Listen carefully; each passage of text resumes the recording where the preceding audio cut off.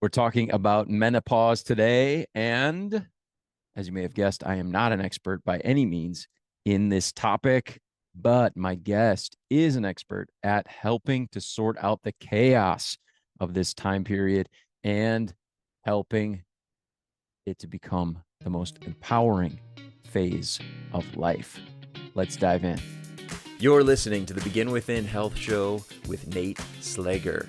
For more, go to beginwithin.fit/podcast, or to enroll right now in our flagship coaching program, go to beginwithin.fit/coaching.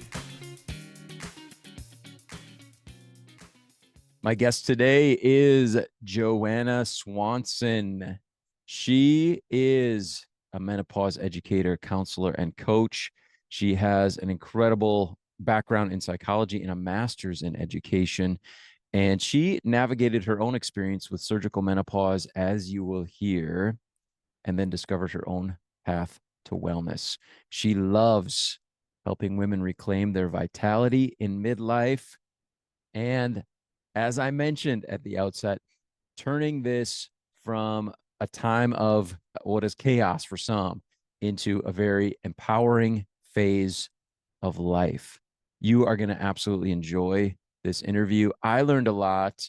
Here's some things that I want you to listen for. We're going to talk about hormone, mental health, the connection there, hormone and mental health, hormone health, mental health. Pay close attention when we touch on that. We're also going to talk about emotional awareness during hormonal changes. For me, this is one of the big takeaways I had from our conversation. I know that you're going to benefit from it as well. So when we start talking about emotional awareness, hormonal shifts, and kind of the idea of blaming emotions on hormonal shifts, tune in very closely. I know you're going to enjoy that. And then finally, the last piece that we're going to talk about, and I want you to pay close attention. This is where our action steps going to come from, is the connection between light exposure and hormonal health. That could be huge. So sit back, enjoy. Here's my interview with Johanna Swanson. My journey into menopause and becoming a menopause educator, counselor, and coach was through my own experience with surgical menopause. At the age of 38, because I carry the BRCA gene mutation, my chances of getting breast cancer and ovarian cancer were very high. And so my doctors all encouraged me to get a double mastectomy and then a full hysterectomy, where they remove your ovaries, your uterus, your fallopian tubes, everything.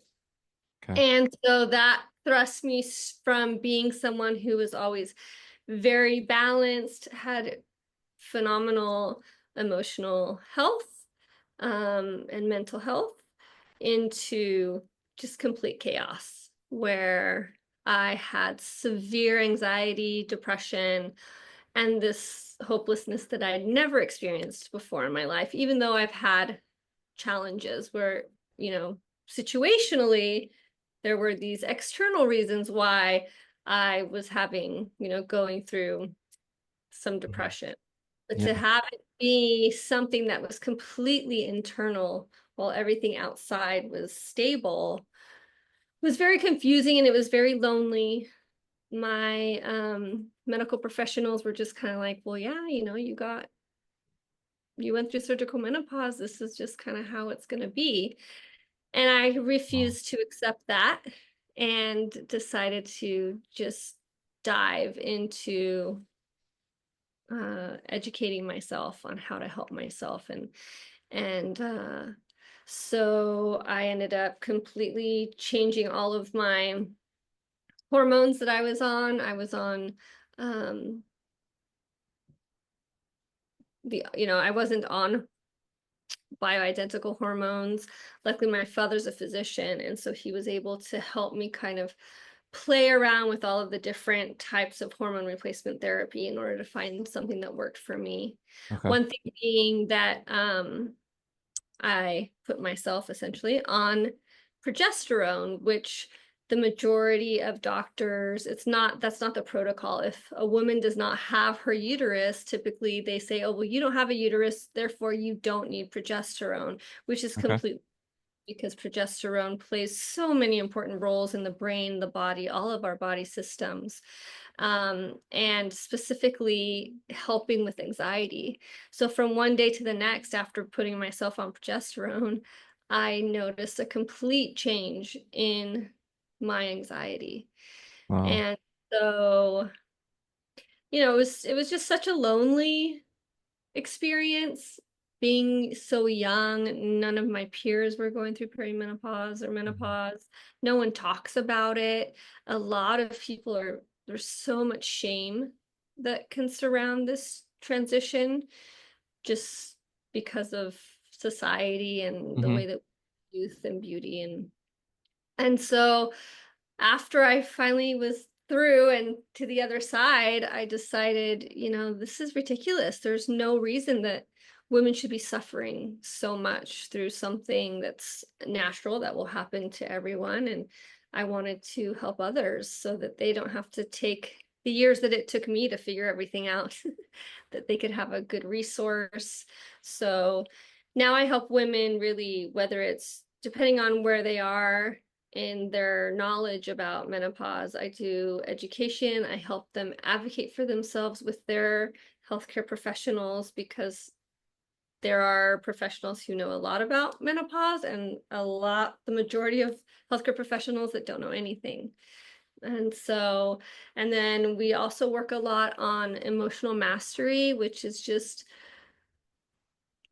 really dealing with so much of during this time we're really kind of come face to face with a lot of our triggers that were so much easier to ignore and kind of push aside. But when you're in this more hypersensitive state, they really are, you're really just, your back's against the wall and you kind of have to make sure this is the time. You either deal with it now and get on the other side, or you continuously suffer.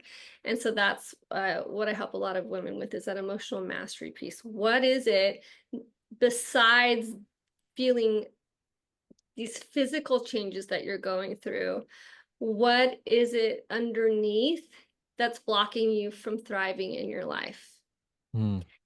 And then we also work on a lot of lifestyle tools. Wow.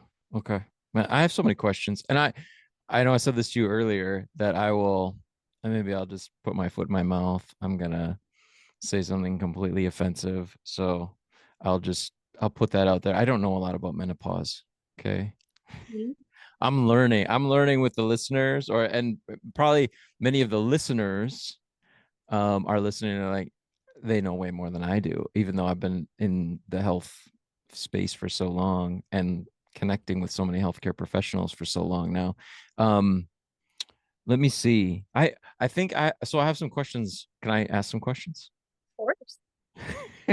I guess my first one, and this will maybe take us on a little bit of a tangent, or maybe where we need to go. As you were talking about triggers, okay, so it's a very sensitive time, and so there are triggers that have already been present. And again, correct me if I misheard. Triggers that are already there, present for an individual, but because of this extra sensitivity, hypersensitivity, is that Yeah. Yeah. okay? They Mhm. now become more, are they more easily tripped? Those triggers? Yes. And this is a really great topic. I just made some content around this. Yeah, perfect. As a, as a young woman, from the time that we start menstruating, we are told, when you're menstruating, your hormones are going up and down. And so we have this period in our premenstrual period, right? Mhm. Where our emotions are heightened. And from the time we're young, we're told, oh, don't worry, you're just PMSing, Okay. right? Don't make a big deal about it. You're just hormonal. Okay. In those times when we're hormonal and we have a heightened state of emotion, yes, emotions come up. There are fears and there are greatest insecurities come up during that time. And the fact that we're taught to dismiss them is such a disservice Hmm. to ourselves and to everyone around us, because those emotions need to be addressed. And instead of being taught, you know what? Yes, your emotions are high right now, but your emotions are valid.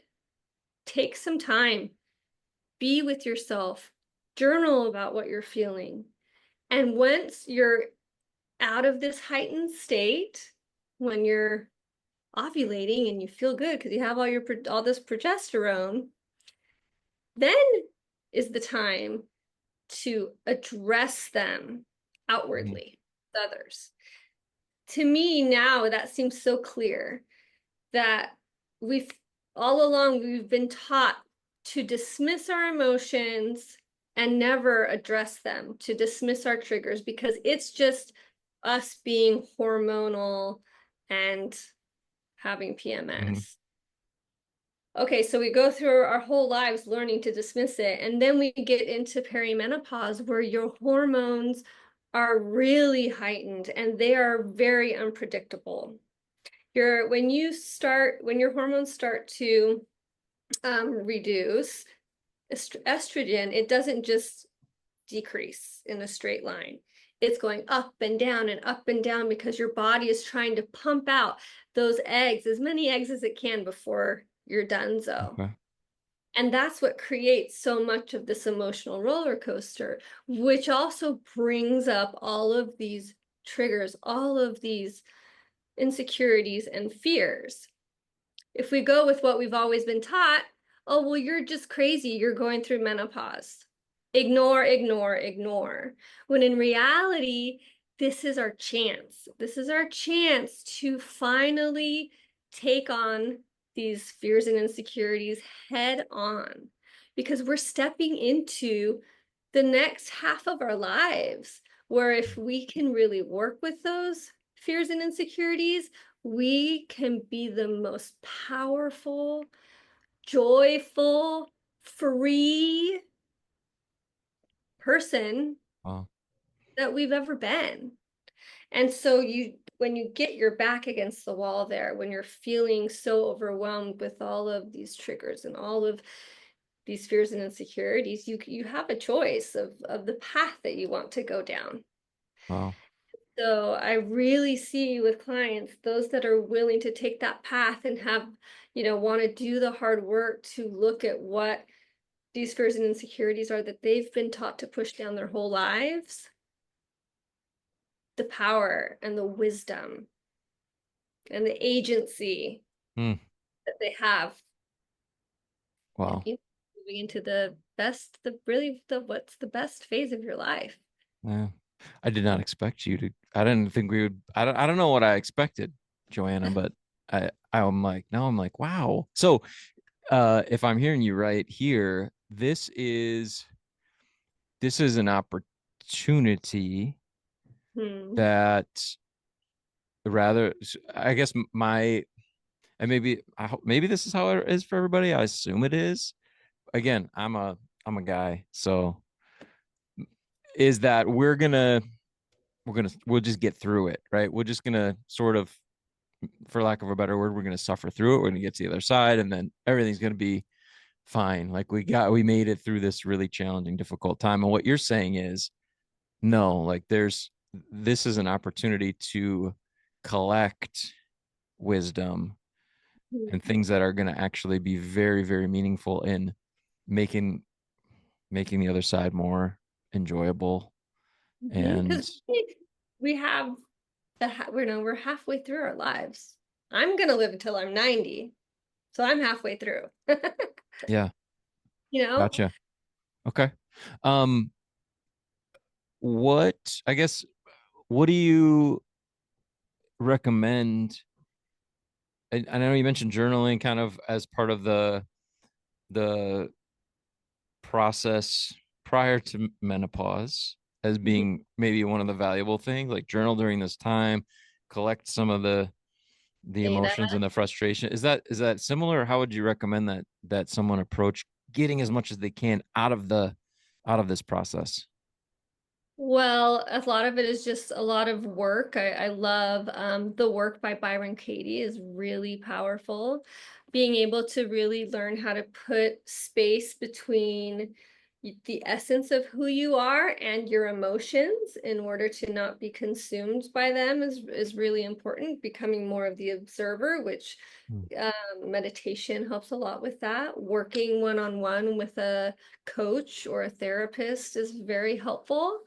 The thing I like about coaching is that you are, rather than sitting in the situations and the issues, and you are making clear action in order to move forward Hmm. into your desired outcome and your desired Okay. vision for life. Um, what's really important are the lifestyle tools that we implement. So it's just so important to eat properly, meaning that you focus on eating good protein. A lot of women in this stage get caught up in this idea that they need to be fasting. And so they've started, fasting and not eating until noon. As a menopausal woman, that's the worst thing that you can do. You need to be waking up with the sunrise, eating a high protein breakfast about 30 minutes within when the sun rises, and getting outside as much as possible. You need to get sunlight into your eyes because your eyes are hormone making organs. That's very important. Okay. And then lifting weights and Nice. yeah, lifting weights, making sure that you're moving your body. Don't overstress your body and do what you can to keep your cortisol levels low. Okay. Got it. So that's one of the things with women fasting, when they're waiting so long to eat their first meal, they're stressing their body, they're spiking their cortisol levels. And when your cortisol is high, then you have what's called the pregnenolone steal, where you have a precursor pregnenolone, which will turn into cortisol or some of your sex hormones. And if you're stressed out, it's always going to turn into cortisol. So you're not making your other hormones. Wow. Wow. So fasting. So you would be recommending, I guess I've heard it referred to like time restricted eating based on sun. Yeah, just only eating when the sun's out. Okay. So ideally that's when we're consuming our meals. Start when the sun's up and you're kind of stopping Once at dark. yeah. Okay. Got Mhm. it. Wow. I love it. It makes so much sense. I would question I was going to ask is how do people do with that? Like what challenges have you run into and how do you help clients overcome those? So some of the big challenge that we face are, a lot of professional women that are waking up and they're just like, hurry up, get to work, right? Get ready, get to work. And they're like, how am I going to go outside for 10 minutes? I don't have time. So simply just rolling your windows down on your drive to work, if, Hmm. If you live in maybe, California. Yeah. yeah, or even with your heat. I have Yeah. clients that live in the Northeast and they just blast their heater, just Nice. crack the window just the smallest bit. That's gonna flood your car with all of that natural sunlight and all of those frequencies of light that are the algorithm for all of our hormones and all of our body Nice. systems. Nice. Okay. Awesome. That makes sense. Good. And also, people used to remember when people used to take smoke breaks and people would go stand Yeah. outside. Well, now we take sun breaks, and it's like, yeah, go take your 10 minutes, stand outside, and if you roll your sleeves up just the tiniest bit, you're gonna absorb all Nice. those purple rays of sunlight that help dictate your hormones, your vitamin D, your immune system, all Nice. the Yeah, that always blew my mind is if you smoked, you always got more breaks than everyone else, and everyone was just like, go do it. You got to do it. Like, come on. Yeah, you need your sun so that you can make your dopamine. Absolutely. Oh, I'm big on sun over here. Absolutely. Even though I live in Wisconsin, we're soak it up as much as we can. Oh yeah. I'm out. Daylight. I lay on my kids' trampoline every chance I get. Nice. Get out there. Get under the sky. Okay. Excellent. Good. Um, I know we're kind of just have a few minutes to wrap up. Is there any other, I don't know, like big tips or any other um I want to say hacks, but any other things that you find support your clients pretty consistently that you could share with us? I don't think a lot of women realize the connection between anxiety and depression and perimenopause and menopause. Okay. It's huge. So, the prevalence for depression during perimenopause is up to 40%. Even some women who may already be on SSRIs or some sort of Mhm. medication for mental health, those medications become less effective once their estrogen starts to drop because of the role that estrogen plays on your receptors. And Hmm. and the shift that's starting to happen, I'm really hoping happens more, is that when women at any age are suffering from anxiety and depression, the first line of defense needs to be to look at our hormones and not just be put on SSRIs and sleeping medications. It is astounding to me how many women come to me and say they went to their doctor, they told their doctor they thought they were in perimenopause. They said, no, you're too young. Here's an SSRI and a sleep medication. Okay. So I just think it's so important for women to understand that if you're not feeling well, get your hormones checked. That's the first line of defense. And then also realize there's so much that you can do with your lifestyle that is simple so that you don't have to go on medications that can be so hard to get off. Yeah. And have side effects and yeah, absolutely. The other thing that is a really big misconception, women get confused and think that in order to have bioidentical hormone replacement therapy, that they have to go to a naturopath or they have to go to a special doctor. Anyone, any doctor that can prescribe you medication can prescribe you bioidentical hormones. All that Okay. means is that the hormone, the molecule, is exactly like the molecule that our bodies make themselves. Because the other hormones that we're given are made from like mare urine, and they're not an exact match for what our body makes ourselves. So don't get fooled into like you have to pay all of this money to do this special subscription or go to this special doctor to get bioidentical hormone. You can get that from anyone who will write you a prescription for it, and it is very, very affordable. Got it. And that has, I'm guessing, much better Yeah, results. and it's safer. Okay. Got it. Mm-hmm. Well, I wrote that down earlier. I wanted to ask you about it, so I'm glad you brought it back up. Good. Yeah. Awesome. Cool. What is the best way for someone listening to get in touch with you? So you can reach out to me on Instagram at navigate.menopause. And then my website is navigatemenopause.com. Got it. Yeah, and if anyone mentions this podcast, I offer them a complimentary 13th session in my 12 session Master Menopause Method program. Nice. Oh, thank you so much for doing that. That's awesome. Cool. Okay. Got to mention the Begin Within Health show. Okay, Cool. Joanna Swanson, thank you so much for being here. you're welcome. Thanks for having me. All right. Awesome. So great to have Joanna here to help me to navigate this conversation. I know that is important for so many. Many of our listeners are in their 40s, 50s, and 60s. And I understand that this is a topic that means a lot to you. So I'm sure in the future, we'll have more guests that are able to help us to navigate this time of life with menopause, perimenopause, and the um, challenges that it poses to health and the adjustments we can make in order to make it into a successful phase in life.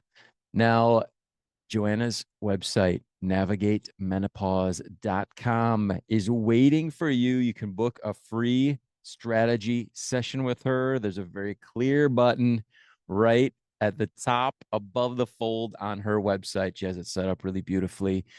And don't forget, when you schedule it, to mention this show, the Begin Within Health show. If you forgot where you are, that's where you're at, the Begin Within Health show. So hop over there to navigatemenopause.com, book your session, and when you connect with her, mention the Begin Within Health show. The link is in the show notes, but you probably don't need it there. You'll remember navigatemenopause.com. So hop on over there. Now, our main points, those main lessons I wanted you to listen for. Wasn't it interesting learning about the hormone mental health connection?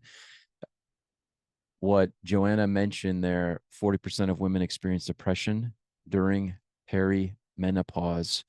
The go-to solution sometimes of sleep meds, SSRIs, maybe are not necessary if the first step instead is hormone evaluation. So keep that in mind.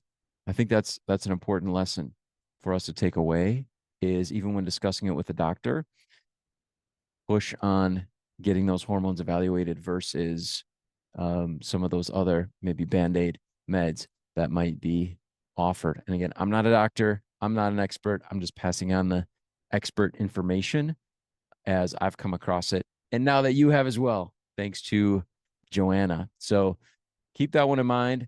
The other one, and for me, this was a big one. And I appreciate so much the coaching mindset that Joanna has as she's working with clients and developing these strategies, emotional awareness during hormonal changes. We talked about, instead of dismissing emotions during hormonal shifts and saying, I'm just being emotional, I'm just being hormonal, pay close attention. Start to work on developing some awareness during those heightened emotional states, seeing them as opportunities to address underlying feelings, things like fear, insecurity, and different triggers. Well, that's interesting. Why is that triggering me? Why am I responding or reacting the way that I did to this situation?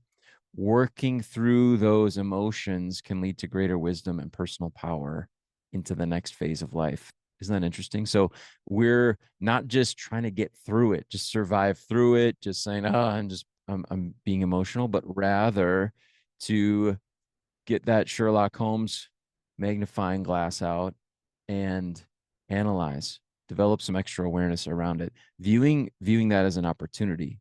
We can include into adjustments that we can make that are going to help us in life to come. So I thought that was such a beautiful mindset piece, that this could be a big opportunity during this time. And then finally, the point around light exposure and hormonal health. Our eyes are hormone making organs. They respond to natural light cycles. So, sunlight exposure, especially early in the day, is so important. It plays a crucial role in regulating hormones and body systems. Hugely important.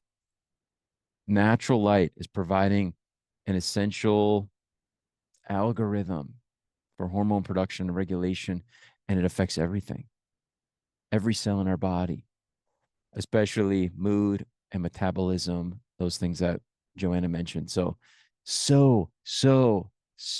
important that we're getting light. So here's my action step for you moving forward from this conversation. Give some attention to that and see what happens. And this is for all of us, because whatever phase in life we are in, light is so important. Natural light, exposure to it. So my action step is this: take a look at your daily routine. Take a look at ways that you can align your routine with natural light cycles, with the goal here below the surface of optimizing hormone production. Here are the recommendations we got. Start by eating a high protein breakfast within 30 minutes of sunrise. I know that means you have to get up, right? Get up before sunrise or at sunrise so that you can get that high protein breakfast in after sunrise, 30 minutes ish, and then get some natural sunlight exposure on those eyes. Get your eyes under the sky, if at all possible. And then don't miss little opportunities to get outside, to be outside as much as possible, even small things like rolling down the car windows while you're driving to work in the morning, or taking the sun break. That was such a cool part of our interview, taking the sun break. And instead of just being indoors all day and just cranking away, take a break and do it for your health. Not just the health of walking away from the work, but then getting something positive going by getting under the sky once again, getting some sunlight. It can make a huge difference. That's what the expert is telling us. It can make a huge difference in hormone regulation and overall well-being. So that's the action step. The action step is just simple. Just get under the sky as much as you can. If you can align your morning and evening, like those eating habits, to be around when the sun is coming up. The sun just came up, I eat. I try to stop eating before the sun goes down. Give it a try. See what happens. See how you feel. We are very likely to benefit because we're aligning our routine with those natural light cycles. All right. Thanks so much for being here with me.